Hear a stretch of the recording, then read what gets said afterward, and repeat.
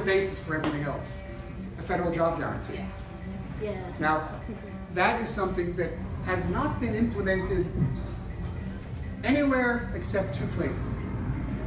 And the fact that it's been implemented shows us, in a way, how it can be implemented and that it is realizable. One is in the United States. Back in the days of the Great Depression, where under the New Deal, there were these large government programs of the Works Progress Administration, the Civilian Conservation Corps, the Federal Writers Project, Federal Theater Project, and so forth, where our government put to work 8.5 million people, producing some of our greatest national endowments in terms of infrastructure, schools, public facilities, as well as some of our greatest cultural endowments. And it was done when our country had less than 100 million people, had only 6% of the wealth it has today, was in its greatest economic catastrophe, and yet still, this project was done in a mass way, and it can be organized both federally on a national level, in cooperation with state governments and municipal governments. And we can think of all the things that we would want to have people put to work doing. To give you a sense of the cost of such a thing, to speak of the practicality in that term. Let's say we're trying to deal with a very hefty unemployment figure of 10%. There are about 160 million people in this country who are not wage earners, but who are breadwinners. So let's say we were to have our government show that it's for people by putting to work 16 million people and pay them a fair minimum wage of $20 an hour. That's, by the way, bringing up the bottom to $41,600 a year. That comes to a total of about $670 billion. Under the New Deal, the overhead costs of putting people to work was about 1/3 of the bill you paid them. So we're talking about a total of $900 billion. Now you can subtract from that what we pay in unemployment insurance. You can subtract from that all of the welfare payments that go to people and their families who are unemployed. You can subtract from that all the cost of the goods and services that these people will be producing. So it's going to be much less, but even if we don't subtract from that, it would be very easy for us to pay for that 900 billion total in a very simple way that would affect only the richest 1%. The richest 1% controls the wealth of almost $40 trillion. We could have a 1 to 2% wealth tax only on the richest 1%, and it would fully fund this kind of program. Oh, wow. And I think it has been done, it's practical. The other country, by the way, is India, which has a program that puts 55 million people to work for part of the year in rural areas. But it's only part of the year and only part of the population. But I think that is something that can be done. And even those nations that have done everything else I've spoken of, the social democratic nations of Europe, Northern Europe, they have not instituted guaranteed jobs. Instead, they give people generous unemployment benefits or pay them welfare of one sort or another. But that's demeaning, it's debilitating. And there's a lot of social malaise in these countries, despite the degree to which they take care of their people much better than we do. And you see that in the way in which there's a growing hatred of immigrants in these countries, which I think reflects the fact that they have failed to ensure jobs for everyone. And I think that's something we have to do really to defend our democracy against people like Trump and others who want to use economic insecurity to overthrow our democratic rights and make us more of a white Christian nation. That's true. Yes. I know in Canada, Yeah. they have a wonderful job training for people who are unemployed. Yeah. Very, very decent unemployment insurance. Can you speak about job training in this country? Well, I'll go back to Martin Luther King as well, because he had a very salient saying that, we don't want job training to come before jobs. We want jobs and then job training. Because, take for example, Bill Clinton's reform of welfare. People were going to be put off welfare at a certain point of time unless they worked. They were given job training, but what were they not given? They weren't given jobs. So we need to ensure that people have jobs, no matter what. And then we can give them job training, because job training is not of any use if you don't have a job awaiting you. So I think that's very important to keep in mind. So let's think outside of the box. Yeah. Okay. What if you gave the job training money Yeah. to the employers? Yeah. And they set up, like kind of intern kind of jobs for people, and they learn. And wouldn't the businesses be happy to have that help and happy to have that money? Wouldn't that be a new way to do But that doesn't mean they will expand their employment, right? Whether they will hire people who are unemployed. That's why, if you really want full employment, you have to have a federal job guarantee. The government has to be there for anyone who does not have a job. Now, you have economists today. I'm not saying I agree with their economic theory, but most orthodox economists today say it's impossible for the economy to put everyone to work. 5% unemployment is really full employment, because you can't have more employment than that. But what about those 5%, those 8 million people? Do we treat them like human garbage? Do we just put them on welfare, which saps them of their dignity? Or do we have our government serve the people by ensuring that they are put to work? And we know there are plenty of things that need to be done. There are plenty of services that we depend upon that we're not getting, plenty of things that need to be built and constructed, like affordable housing, like broadband for everyone, like public transportation, which for those of you who get outside Atlanta or outside of Athens, it's completely absent in the rural counties of Georgia. There are thousands, if not millions, of people who can't drive, don't have a car, and they're stranded. They can't go to work, they can't go to a doctor, they can't see friends, they can't go to church, they can't do anything they want to enjoy their life. There are things that we can do by putting everyone to work. And fine, we could, help entrepreneurs train more people, but that does not guarantee what they'll employ. And we have to face up to the fact that in many types of economic activity, automation is advancing. Manufacturing has been losing jobs, not so much because of outsourcing. 15% of job losses in manufacturing are due to outsourcing. 85% are due to automation. And now manufacturing is greater in output and value than ever before, but employment is shrinking, just as it shrank to 1.5% of the workforce in agriculture. It's going to be happening in the service industry, where I and 85% of Americans work. Half of the jobs are going to go the way of automation. We have to ensure that people will be able to work in those things that require a human touch, that are robot-proof, like teaching and writing philosophy, and many other things that many of you do, and many of us will have to do. Legal work. Legal work. Yes. I have a question. Yeah. You are talking about the great America again. Well, I would When say you again, say- I think it's never been as No, great it's as it should actually, be. it was not being actually accomplished. Yeah. Because in some stages it's been Yeah. broken, Yeah. and they left it there and they didn't continue this Yeah. work. Yeah. Now, what do you think about maternity leave for Yeah. women and Yeah. after they give birth? Like here in the United Yeah. States, just 2 months, but Yeah. in Norway, they give her 2 years. Still, the child, go to the kindergarten. You say or 2 something. months. Where is there a requirement that every woman gets 2 months of paid maternity leave in this country? It doesn't exist. You might be in a workplace where you're lucky enough to have it, but there's In no. the private sector, they have just 2 months. It depends. Mostly. It depends. And But- remember, the private sector is using more and more contract part-timers who get no benefits. So I'm suggesting at least a 9-month paid Thank you parental so leave. much. Thank you. It could be more. Yes. Oh. Because in Norway, they give the child like a little allowance for milk and whatever. There's a support for every child. Yeah. And also they give the mother also Yeah. 2 years out of work so she can take care of the child until they get, able to go to whatever, to another care, whatever. So, but here, there's nothing again, for the woman, for maternity. And look, we are the richest nation in human history.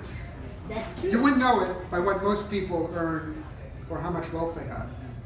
But we have more wealth and more national income than any nation in human history. It's incredibly unequally distributed.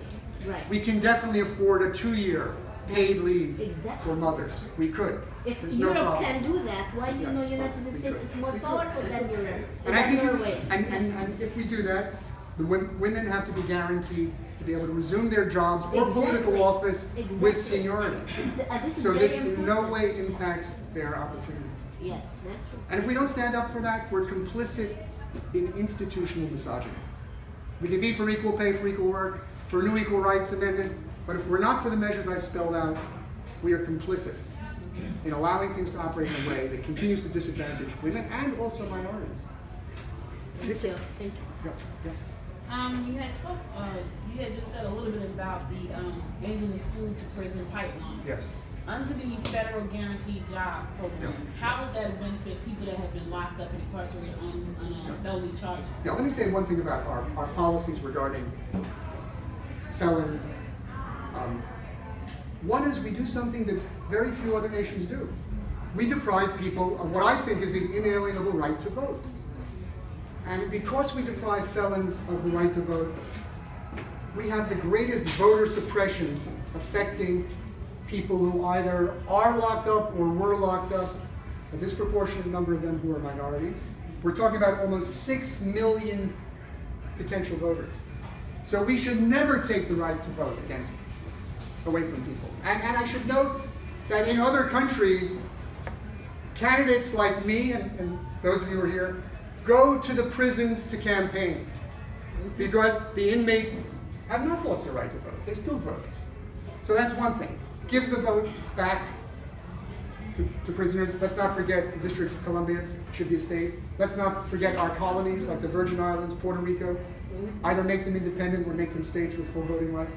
These are all major vote suppressions, and by the way, as we all know, the majority of people in those communities are not Anglo whites. They're people of color, etc. Okay? Then, regarding the issue of imprisonment in general, how does one get into prison? I think a major reason why many people are in prison, which I think is made obvious if you see what is the economic standing of people in prison, they're poor. They did not have a legal means of earning a decent living. Now that doesn't mean they're automatically going to go astray of the law, but their options are very different from those who have decent employment. So I think we can have a major impact on people getting into prison by guaranteeing everyone a job who wants one at a fair wage. Secondly, we know that people coming out of prison have even worse chances getting a job than they had before they went into prison.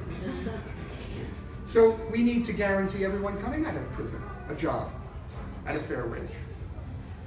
And think of how that will impact upon our society, upon the level of crime we have, on the level of suffering of families that are torn apart by the mass incarceration. And remember, I thought that Georgia actually had the #1 rate of incarceration in the world.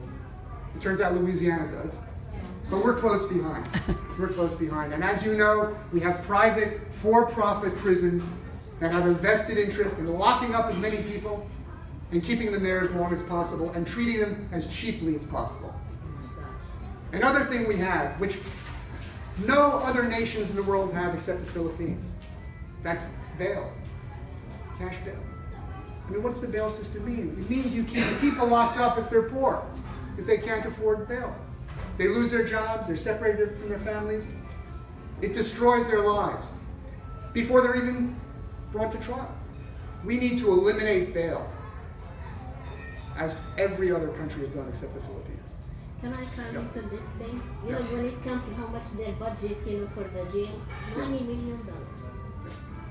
Because they not have good faith with the people. Yeah. Because otherwise, this money should be actually allocated for education and health support. Yeah. And So let- they want to go to the jail. And let me say another aspect of this about it, and I'll take your question. We need to decriminalize all personal use of drugs.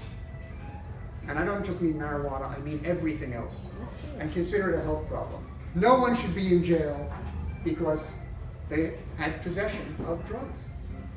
I mean, it doesn't make sense. And if you think about why we have 11.2 million undocumented immigrants, one principal reason is our drug war, which has done nothing other than to stupendously enrich and empower the cartels and allow them to unleash a reign of criminal terror throughout much of Latin America, which is driving hundreds of thousands, if not millions of people to flee for their lives and to seek a better life in our country. My wife is an immigration attorney.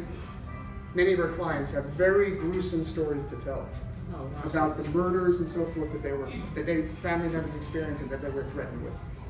So we need to end the war on drugs, decriminalize all personal drug use, provide everyone with the free medical care they need to be treated, and also allow them to have the drugs they're hooked on in a supervised setting.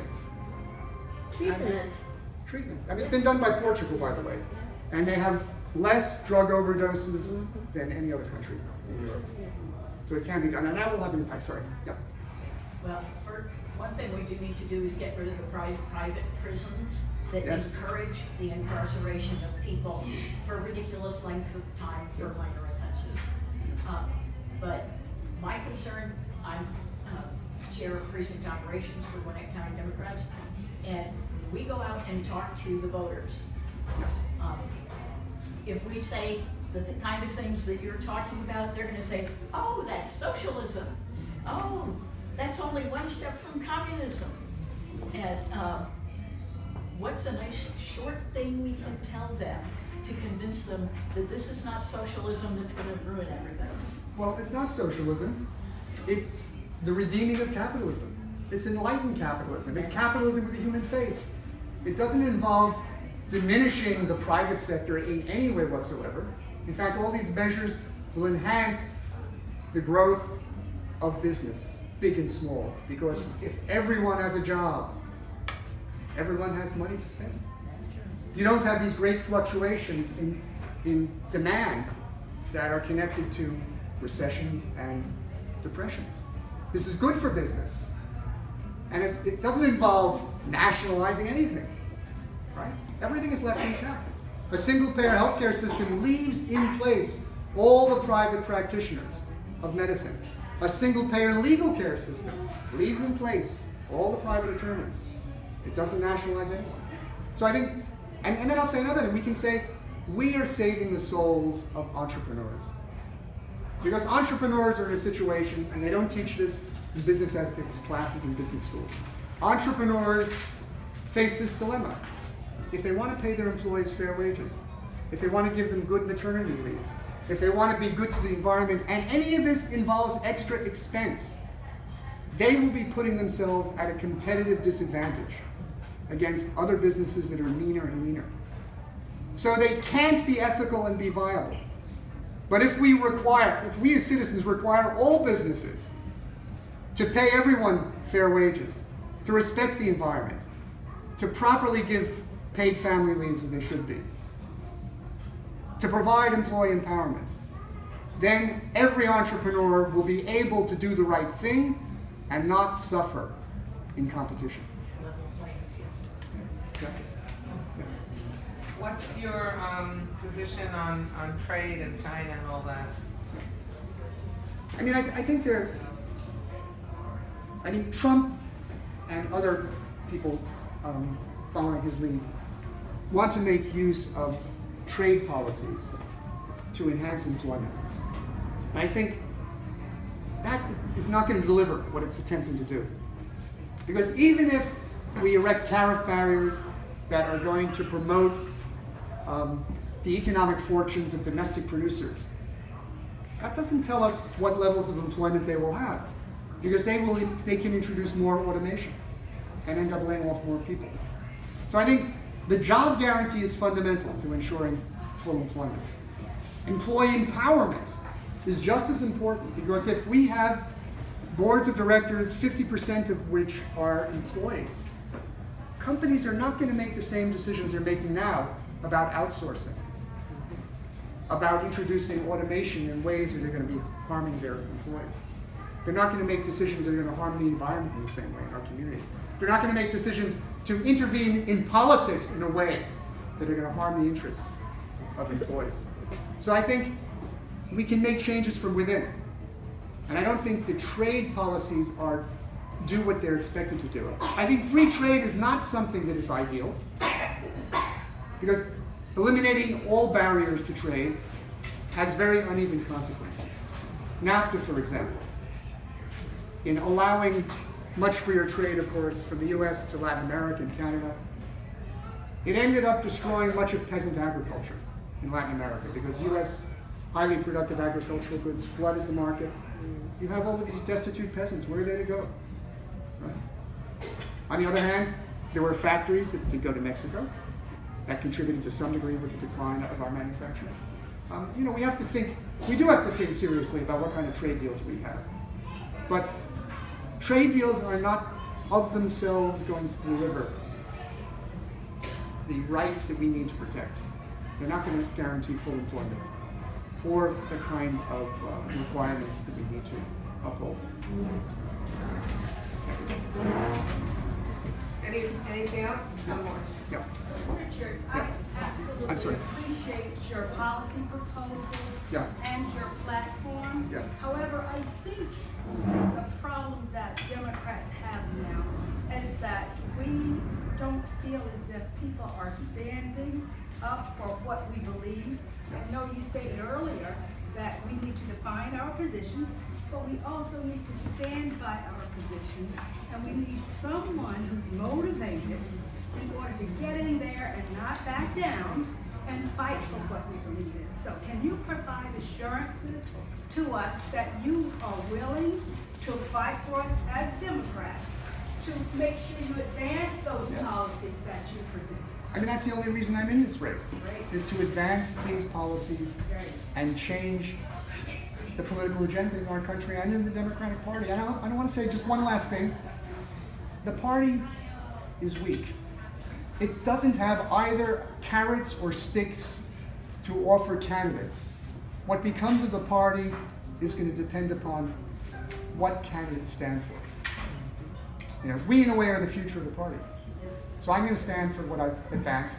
And I think only these positions are really going to be able to win over independent and enough Trump supporters to have a path to victory in districts like my own, which voted almost 2/3 for Trump. I think anything less is wishful thinking. Well, thank you so much.